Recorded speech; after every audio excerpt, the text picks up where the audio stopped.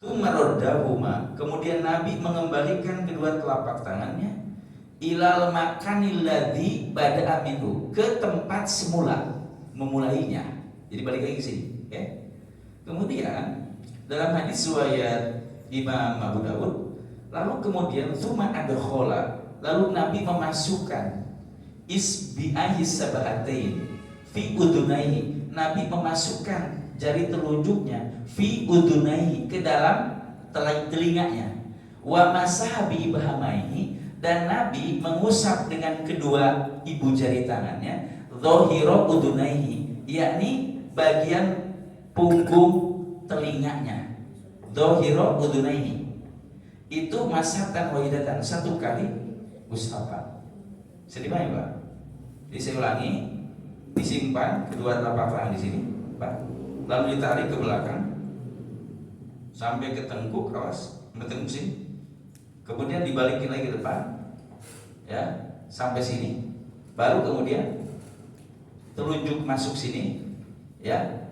Ini langsung diputar. Jadi si telunjuk itu ketika ibu jarinya melakukan pengusapan terhadap punggung telinganya, itu muter. Bisa nggak?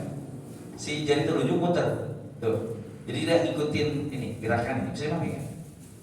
Gitu. Jadi tidak ada telinga harus dikorek-korek, nggak ada. Bisa nggak? Karena itu mengusap, bukan ngebersihin. Oh, paham ya? Sama dengan hidung tadi, masukin air keluarin, bukan dikorek-korek, nggak ada. Bisa nggak? Nah ini kaifiat tata cara mengusap kepala. Sesuai dengan tuntunan Rasul, hadisnya riwayat Imam Al-Bukhari, dikuatkan kepada hadis yang lain termasuk riwayat Imam Abu Dawud. Nah, watiman dari Imam Allah. Setelah itu tadi disebutkan masakan wahidah, satu kali usapan, jadi tidak diulang-ulang. Nah, mohon maaf watiman dari Imam Allah, kita tidak menemukan riwayat yang menunjukkan Nabi berwudu dalam kondisi yang normal, lalu kemudian kepalanya diusap hanya sebagian.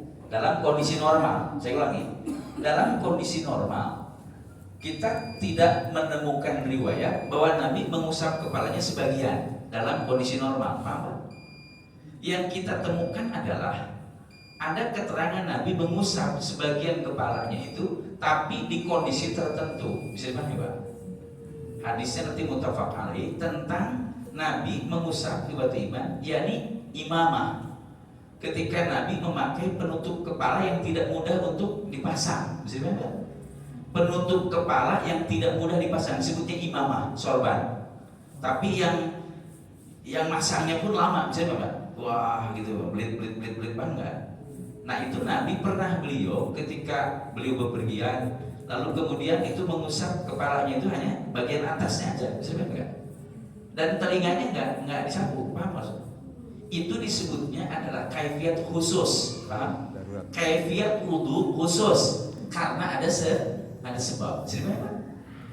Tapi oleh sebagian ulama dijadikan dalil bahwa tuh Rasul aja mengusap sebagian, paham maksudnya?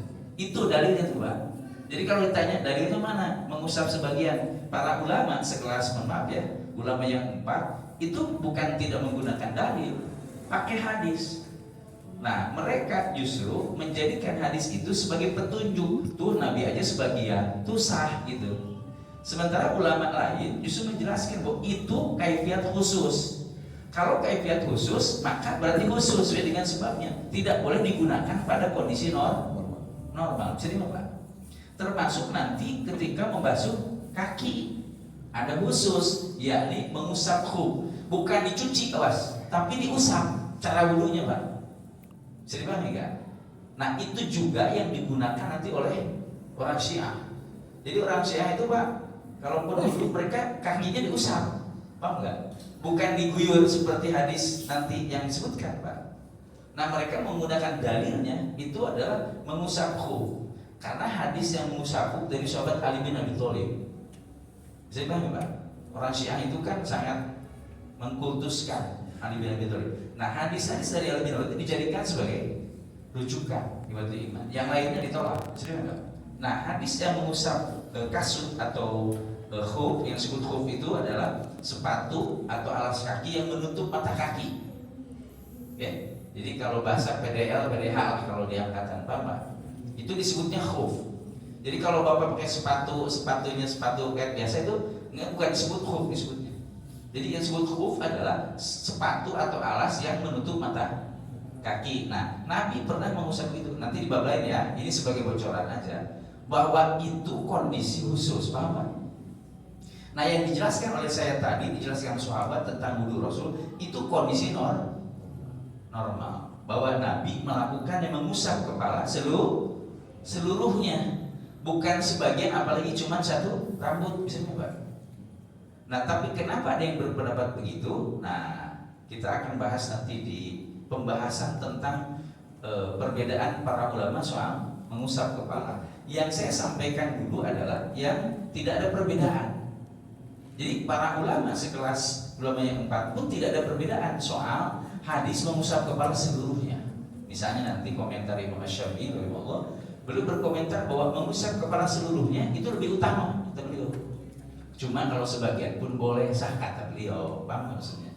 Nah, argumennya apa nanti kita bahas di belakang ya. Jadi kita membahas dulu mana keterangan yang ibatul iman tidak ada perbedaan di kalangan para ulama karena hadisnya sahih bahwa Nabi mengusap kepala seluruhnya dari depan sampai ke belakang, lalu kemudian dibalikkan lagi ke depan dan kemudian baru mengusap yakni bagian telinga, dan itu dilakukan 1 kali usapan.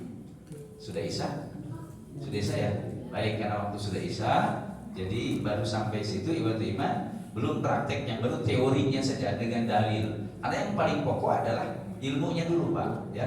Kalau praktek kan ya rujuknya ke konsepnya, ke teorinya, ke aturannya, ke ilmunya, ke dasarnya dulu. Karena itu yang paling penting adalah mengetahui dasarnya. Kita berwudu begitu ilmunya dari mana gitu kan? Katanya kila wakola ya, atau memang ada petunjuknya berdasarkan riwayat yang sahih. Demikian yang dapat saya